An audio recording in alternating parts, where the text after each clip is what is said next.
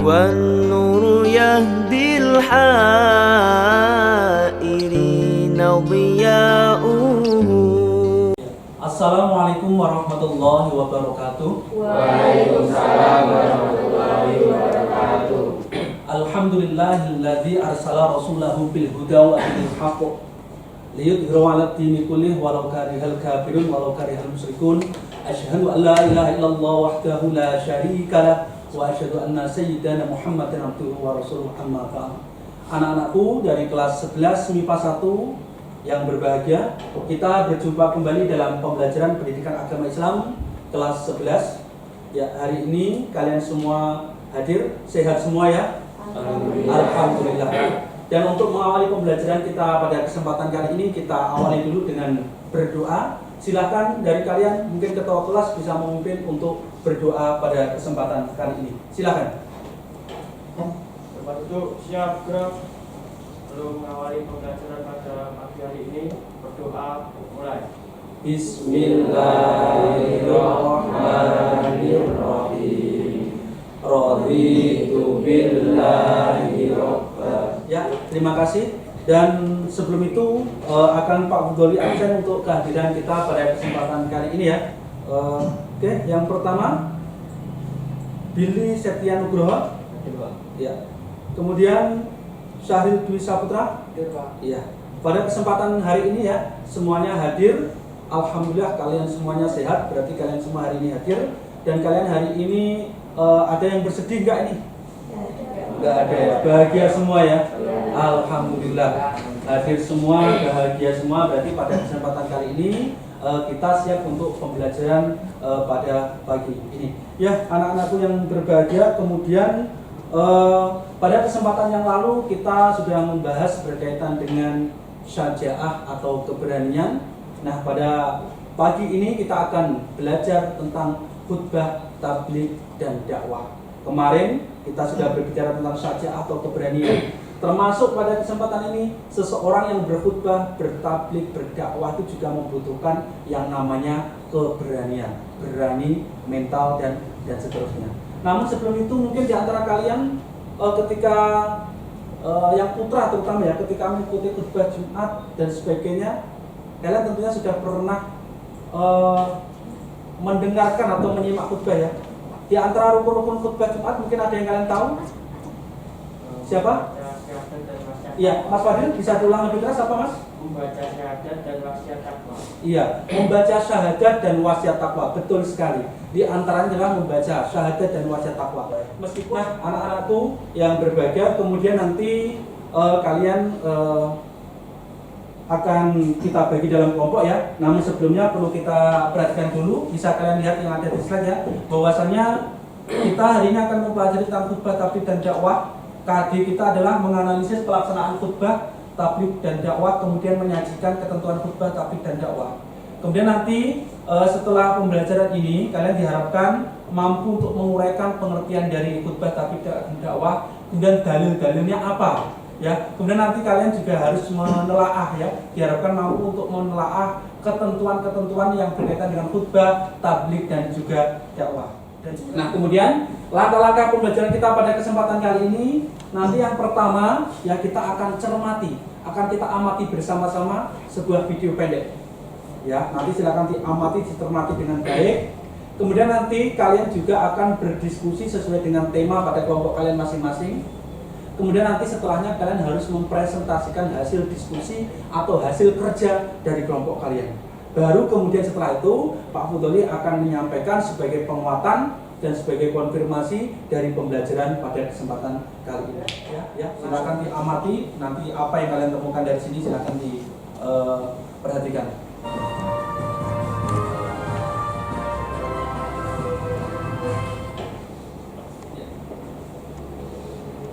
Bismillahirrahmanirrahim. Assalamualaikum warahmatullahi wabarakatuh. Alhamdulillahirabbil alamin. Siang hari ini kita dapat berkumpul di rumahnya Allah Subhanahu wa taala dalam menjalankan ibadah salat Jumat berjamaah. Salawat. Ya, anak-anakku, bahwasanya tadi sudah kita cermati, kita amati bersama ya berkaitan dengan khutbah Jumat tadi ya. Mungkin di antara kalian setelah mencermati atau mengamati tayangan video ini tadi, adakah yang kalian temukan yang berkaitan dengan rukun dari khutbah Jumat? Siapa yang bisa menyampaikan? Ya. Ada 3, Pak. Iya, diantaranya apa? Yaitu hamdalah, Ya. syahadat, dan sholawat. Ya, membaca hamdalah, syahadat, dan sholawat. Ya, diantaranya ditemukan itu. Meskipun sebenarnya masih ada rukun-rukun yang lain. Tentunya setelah kalian mencermati, mengamati tayangan video ini, pasti di benak kalian muncul banyak pertanyaan. Ditahan dulu, disimpan dulu, dan pertanyaan-pertanyaan yang muncul atau yang kalian dapatkan, yang kalian temukan, itu nanti akan terjawab dalam proses pembelajaran kita ini nanti. Nah, sebelum itu akan Pak Fudoli berikan ya tugas untuk diskusi kelompok kalian pada kesempatan kali ini. Silakan didiskusikan. Ya, memakai sumber buku paket bisa, kalian browsing di internet atau memanfaatkan sumber-sumber yang lain juga bisa. Silakan dikerjakan bersama-sama. Ya. Berkaitan dengan dakwah ya, berkaitan dengan dakwah. Kemudian nanti boleh dimanfaatkan yang ada di internet ya, sumbernya jangan terpaku yang ada di buku paket saja, boleh pakai YouTube juga, manfaatkan sumber belajar yang sebanyak-banyaknya. Secara berurutan saja kita mulai dari kelompok Abu Bakar ya. Secara berurutan kita mulai dari kelompok Abu Bakar. Untuk kelompok Umar dan Utsman, silahkan kalian cermati apa yang disampaikan oleh kelompok Abu Bakar. Kemudian nanti kalian boleh menyanggah dan kalian juga boleh mengajukan pertanyaan. Ya. Sekarang adalah kelompok terakhir ya, yaitu dari kelompok Utsman. Silakan dari kelompok Utsman untuk mempresentasikan dari hasil kerja kalian. Silakan. Utsman. Kemudian etika dalam berdakwah.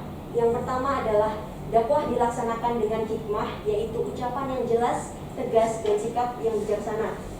Kedua, dakwah dilakukan dengan mawidotul hasanah atau nasihat yang baik, yaitu cara persuasif atau tanpa kekerasan, dan edukatif atau memberikan pengajaran.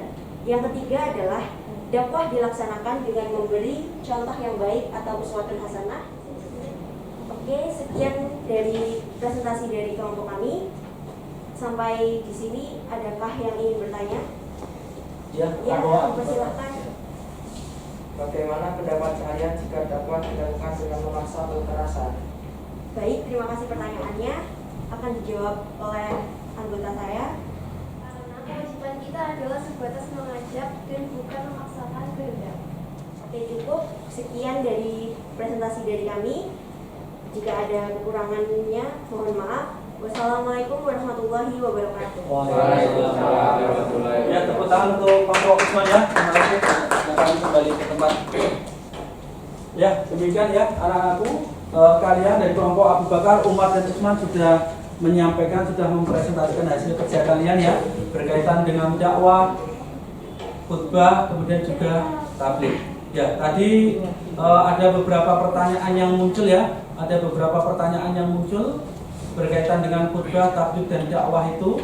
Nah, sekarang Pak Fudoli akan memberikan atau menyampaikan nanti sebagai penguatan dan juga sebagai tambahan dari apa yang sudah kalian pelajari, dari apa yang sudah kalian gali dan sudah kalian presentasikan tadi ya. Oke. Ya, tadi bagus sekali ya. Yang pertama adalah khutbah, tadi sudah disampaikan, ya betul sekali bahwasannya apa? Khutbah adalah ceramah yang disampaikan kepada orang lain ya, dan itu biasanya berkaitan dengan ibadah. Contohnya khutbah Jumat berarti berkaitan dengan sholat Jumat dan seterusnya. Kemudian dalil-dalil dari khutbah ya, diantaranya tadi apa? Disampaikan bahwasanya ada hadis dari yang diriwayatkan oleh Imam Muslim ya, tadi sudah disampaikan oleh kelompok Abu Bakar, tidak perlu Pak Fudoli ulang. Kemudian juga tadi berkaitan dengan ketentuan khutbah, yaitu syarat khotib yang pertama Islam, laki-laki jelas, perempuan berarti tidak ya. Kemudian balik ya, jadi khotib, seorang khotib bukan anak kecil tapi harus balik. Jadi bagaimana Pak jika ada anak kecil belum balik tapi dia baca Qurannya sudah bagus, dia pintar ngomong, tetap tidak bisa, harus sudah balik. Ya, itu tadi tambahan atau penguatan dari Pak Fudoli ya, berkaitan dengan khutbah, tabligh, dan dakwah. Mungkin di antara kalian ada yang akan kalian sampaikan atau yang kalian tanyakan, Pak Fudoli berikan kesempatan. Silahkan, siapapun boleh. Siapa? Yang berani mengajukan pertanyaan, adakah? Atau sudah jelas? Ada? Ya? Coba ya, silakan. Bagaimana sih resep-resep agar dakwah kita itu diterima oleh orang lain? Iya. Bagaimana kiat-kiat atau resep-resep agar dakwah kita ya, ajakan kita, seruan kita kepada orang lain itu diterima, begitu ya? Nah, ini gampang dalam arti maksudnya Pak Fudoli begini. Contoh yang paling utama dan paling nyata adalah kesuksesan Wali Songo. Pernah dengar ya? Wali Songo datang ke Indonesia, khususnya Jawa, dalam waktu sekian bisa merubah penduduk lokal saat itu kemudian menjadi beragam Islam yang kita rasakan sampai saat ini. Terkadang kita ada ya pengalaman di sekitar kita, orang berdakwah hanya satu masjid, bukannya mengikuti tapi malah katakanlah berkontra atau berkonflik dengan yang didakwai. Ada kan seperti itu ya. Nah ini kenapa Wali Songo kok tidak berdakwah hanya satu kampung, satu masjid, tapi seluruh Jawa dan mungkin juga dari daerah-daerah lainnya ternyata berhasil sukses. Kenapa? Karena lumus, karena fleksibel. Karena satu, mempunyai ilmu yang kuat. Yang kedua, cerdas dalam menghadapi umat. Tidak kaku. Ya, jadi unsur Islamnya tetap masuk, tapi hal-hal yang sifatnya lokal, katakanlah budaya dan sebagainya, selama tidak bertentangan dengan syariat diikuti. Tapi yang bertentangan dengan syariat jelas dihilangkan. Nah ternyata apa? Berarti modalnya dua. Satu, cerdas dalam ilmu agama yang sebagai materi yang akan didakwakan. Yang kedua, cerdas dalam membaca, dalam memahami jamaah atau umat sebagai sasaran dakwah. Kebanyakan dari kita saat ini apa? Paham atau cerdas dalam ilmu yang akan didakwakan, tapi tidak cerdas membaca kondisi umat, sehingga yang terjadi apa? Justru terkadang konflik dengan sasaran dakwah atau dengan umatnya. Itu ya jawabannya ya. Ya, terima kasih, pertanyaan yang bagus sekali. Ya, pertanyaan yang berangkat dari keadaan nyata sehari-hari atau kontekstual sekali.